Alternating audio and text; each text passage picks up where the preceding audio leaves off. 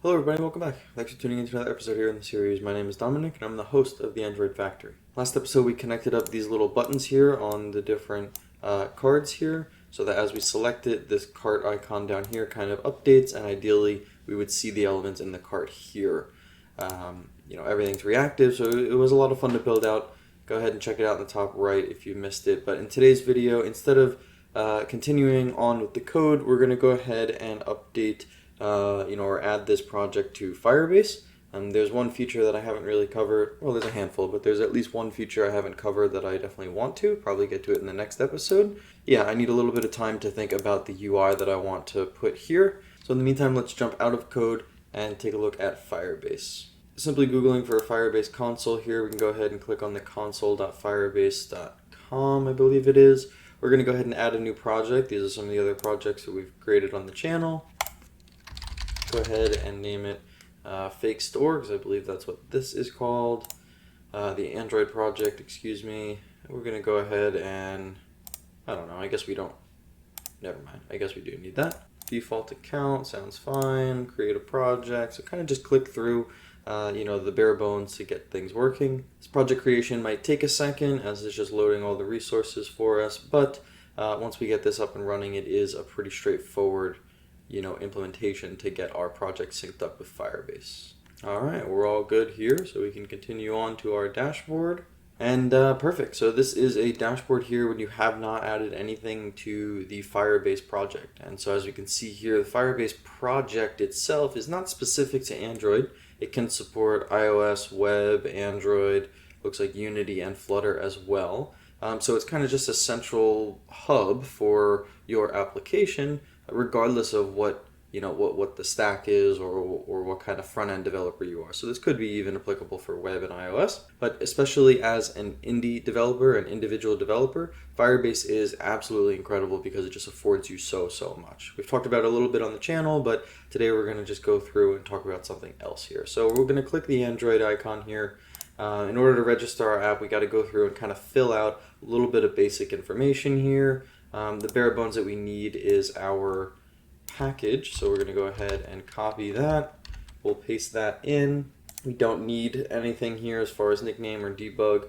That's all that we absolutely need, the bare minimum, the package name. All right, so in this next stage here, we went ahead and downloaded this config file, this Google services.json, and we need to put it in our application, the app root directory. So over here we are in the Android view. Makes life a little bit easier when actually developing here, but for this we need to go to the project view, and sometimes I prefer it anyway, but basically we need to have our Google services.json file inside of here. So simply finding that file that we downloaded, dragging it over, we can put it inside of our app directory here. Go ahead and I guess just refactor that. The other thing that we're going to have to do here, I guess I already had one in my downloads folder, so we are going to have to just rename that. So we want to just get rid of that little, parentheses 1. We want to have just a simple Google services.json file inside of here. Taking a look at it, we can see it is a formatted JSON file here. It does have a handful of information around client keys and basically ways to communicate with Firebase. There's a project number here, the project ID, storage bucket. This is all stuff that Google just uses under the hood to connect to this instance of Firebase here. So once we have that inside, we can go ahead and click next. We have to add in a few dependencies, and then realistically, that's all we need to do. So let's get this cleaned up here. Okay, a few things here. We went ahead and basically just followed that tutorial there, right? Just basically followed exactly what was here. Made sure we had all of the imports in our project level, and then also in our app or our module level build.gradle. We went ahead and just updated things. That's all we have here. Added in another plugin. The only other thing that I kind of wanted to talk about was the idea of Firebase and this implementation platform, specifically this BOM here. So BOM is, I don't know when it came out, but somewhat recently in relation to just a traditional implementation for adding a library. But BOM stands for the Bill of Materials, and this BOM alone has its own version.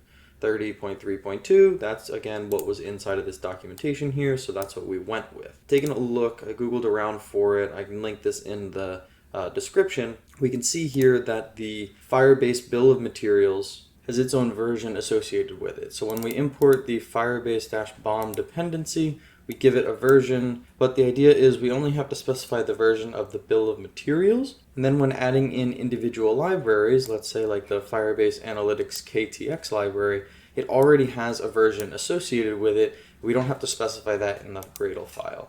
So as we can see here, we implement the Firebase bomb 30.3.2, and then we implement the analytics-ktx, and we don't need to specify a version for that. That's taken care of for us in the bomb, and that is true for any of these libraries that are there. In case we ever wanted to add in Crashlytics, why not? Why don't we do that right now? We'll just Command C, and we'll just go ahead and paste in the Crashlytics import, and then when we sync the project, we will have the analytics and the Crashlytics up to date with whatever is in this version of the bomb, which would be 18.2.12 for Crashlytics and 21.1 for the analytics there. So we're going to go ahead and sync the project, and I believe that's basically the end of our implementation. It tells you to sync it. Once we hit next, then that's it. You're all set, ready to go, continue to the console. And now that we're back in the console here, the project overview, we do see that we do have an Android app here. I might actually go ahead and just update this anyway, because adding a nickname, let's just go with Android here. We'll go ahead and click save, and then when we go back to our project, now we can just see Android. So if we add an app and it's iOS or web, we can then go ahead and see it. As you click in, well, there aren't analytics yet, but there would be analytics here in little dashboards as people would download and do certain things. Looks like there's a little bit more setup here for Crashlytics, so let me just go ahead and update the project completely. We have to update our project level build.gradle, and then we need another plugin here to be applied at the top of our module. Pretty straightforward stuff. We'll sync that, and then we can watch that actually happen. Inside of our cart fragment here, we can just go ahead and very easily throw a runtime exception here to make sure that it is working. Something like hello Firebase. As we rerun things, obviously when we go to this fragment, it's going to crash, and then therefore we should see some info inside of our Crashlytics area here. It's underneath the release and monitor, and then there's a Crashlytics tab. So now that we've added in the SDK, we should see something as soon as we crash. All right, going back to life here, we can go ahead and click on over to our cart. Yep, so look at that. It says app detected, waiting for a crash. So if we click over to our cart and we crash, we can hopefully see some kind of feedback here in real time. If not, we might need to just refresh. Looks like something's happening.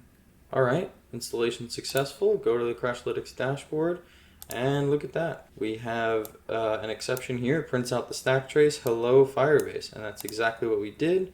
Cart fragment on view created, cart fragment line 30, and that looks like line 30 to me. So we're going to go ahead and remove that. We now know that Crashlytics is working properly for this project. Really, really good stuff. And then in the next one, actually the next episode, I want to talk about app distribution. So this is a way that we can basically remotely give anybody a debug build of our application. Could be really helpful because I can have all of you, if you want, we can send it to your email.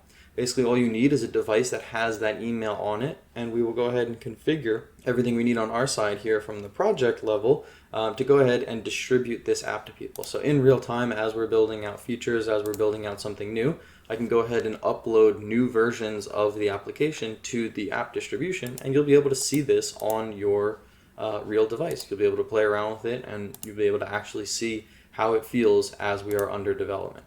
This is a pretty common practice when you get, when you work with a company or work with a team, because you want to give people builds along the way, or if you have a QA team, once you are done with whatever work you need to do, you need to generate a build for them so they can test certain aspects of it.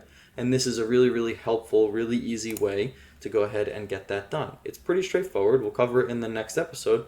Thanks so much for watching. If you are brand new and enjoyed the content, please consider subscribing. Smash that like button to help me out here at the algorithm, and have a wonderful week. See ya.